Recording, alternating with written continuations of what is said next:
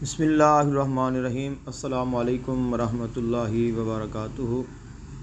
انبیاء کرام علیہم الصلاۃ والسلام کے القابات اور انبیاء کرام علیہم الصلاۃ والسلام کے کلمے اور انبیاء کرام علیہم السلام کے القابات۔ آقا دو جہان صلی اللہ علیہ وآلہ وسلم کا فرمان ذیشان ہے، فرمایا من قال لا الہ الا اللہ خالصا من قلبہ دخل الجنہ۔ صحیح بخاری شریف کی یہ حدیث مبارکہ ہے۔ رسول اللہ صلی اللہ علیہ وآلہ وسلم نے ارشاد فرمایا کہ جس شخص نے صدق دل کے ساتھ لا الہ الا اللہ کہا تو وہ شخص جنت میں داخل ہو جائے گا۔ لا الہ الا اللہ وہ کلمہ توحید ہے جو صرف آخرت کی کامیابیوں اور کامرانیوں کی ضمانت ہی نہیں بلکہ دنیا کی فلاح اور سعادت کا بھی باعث ہے۔ کلمہ طیبہ پر ایمان اور اسلام کا دار و مدار ہے۔ حقیقت میں مسلمان کے لیے پروردگار عالم کے سامنے ایک قسم کا اقرار نامہ ہے جس کے ذریعے سے مسلمان غیر مسلم سے ممتاز ہو جاتا ہے۔ کلمہ طیبہ کو افضل الذکر بھی کہا گیا ہے۔ کلمہ طیبہ میں دو جملے ہیں، ایک اقرار توحید ہے، دوسرا اقرار رسالت ہے۔ درمیان میں واو کا نہ لایا جانا اس امر پر دلالت کرتا ہے کہ مسلمانوں کو رسالت پر اسی طرح ایمان رکھنا چاہیے جس طرح توحید پر، کیونکہ توحید کی نشر و اشاعت دنیا میں اگر کی تو انبیاء کرام علیہم الصلاۃ والسلام نے کی۔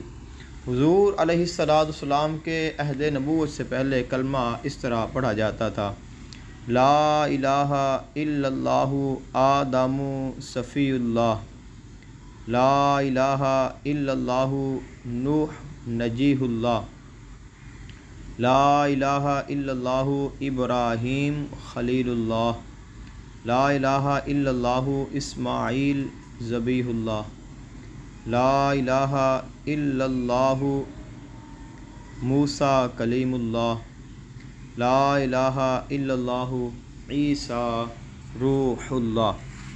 حضرت رسول اکرم صلی اللہ علیہ وآلہ وسلم کے دور مبارک میں کلمہ اس طرح پڑھا جاتا رہا، لا الہ الا اللہ محمد الرسول اللہ۔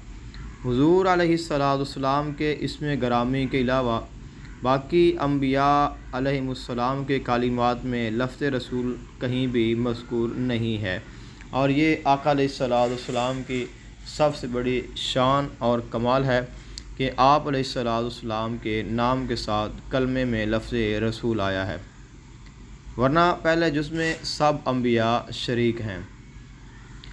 انبیاء سابقین کے بعض القاب احادیث سے ثابت ہیں، مثلا ابراہیم خلیل اللہ و موسیٰ کلیم اللہ و عیسیٰ روح اللہ و ادریس نبی اللہ و محمد حبیب اللہ و آدم صفی اللہ، جبکہ دیگر انبیاء کرام علیہم السلام کے لیے اس سے زائد القاب کا ثبوت کسی حدیث سے نہیں ہے۔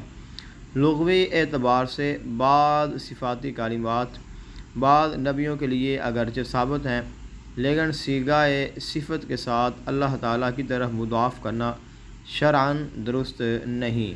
مثلا یعقوب علیہ السلام کو یوسف علیہ السلام کی فرقت پر یقیناً شدید حزن و غم کا سامنا کرنا پڑا تھا، تو ان کے لیے حزن تو ثابت ہے، لیکن اب انہیں حزین اللہ کہنے لگ جائیں تو یہ کیسے درست ہوگا؟ بعض لوگوں نے انبیاء کرام کے القاب کی لمبی فہرست ذکر کی ہے، لیکن اس کا کہیں ثبوت نہیں ہے۔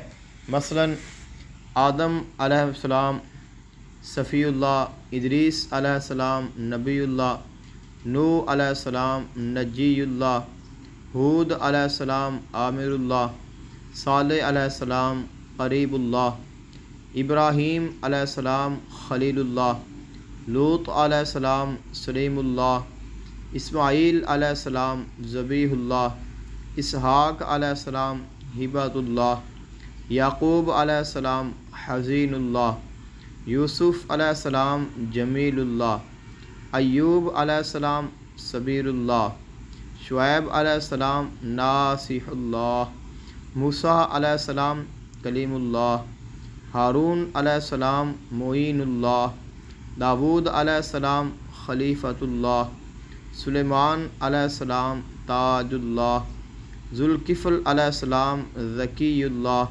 الیاس علیہ السلام حکمت اللہ، الیاسع علیہ السلام ذاکر اللہ، یونس علیہ السلام سابح اللہ، عزیر علیہ السلام ناصر اللہ، لقمان علیہ السلام طبیب اللہ، ذوالقرنین علیہ السلام جاہد اللہ، زکریا علیہ السلام وارث اللہ، یحییٰ علیہ السلام خاشع اللہ، عیسیٰ علیہ السلام روح اللہ۔ ان القاب میں جو ثابت ہیں ان کی نشاندہی اوپر کر دی گئی ہے، اس سے پہلے عرض کر دیا گیا ہے۔ باقی کا ثبوت مشکل ہے۔ انبیاء و مرسلین سابقین علیہم السلام کی رسالت بعض علاقوں اور ملکوں کے لیے ہوتی تھی، جبکہ ہمارے نبی محمد رسول اللہ صلی اللہ علیہ وآلہ وسلم کی بعثت اور رسالت جن و بشر اور پوری انسانیت کے لیے ہے۔ یہ رسالت محمدیہ صلی اللہ علیہ وآلہ وسلم کا امتیاز اور اس کی خصوصیت ہے۔ توحید اور رسالت، قبر، حشر، برزخ، حساب، اعمال، اس جیسے دیگر بنیادی عقائد ساری شریعتوں میں مشترکہ ہوتے تھے، صرف نیک اعمال اور عبادت کا جزوی فرق ہوتا تھا۔ پچھلے رسولوں کے کلمے کیا تھے، ہمیں اس کی صراحت ابھی تک نہیں مل سکی۔ اوپر جو پہلے ہم نے جملے عرض کیے ہیں، کیا ایسے ہی ان کے کلمے تھے، اس بات کی بھی کوئی دلیل نہیں ہے۔ واللہ اعلم ورسولہ۔ السلام علیکم ورحمۃ اللہ وبرکاتہ۔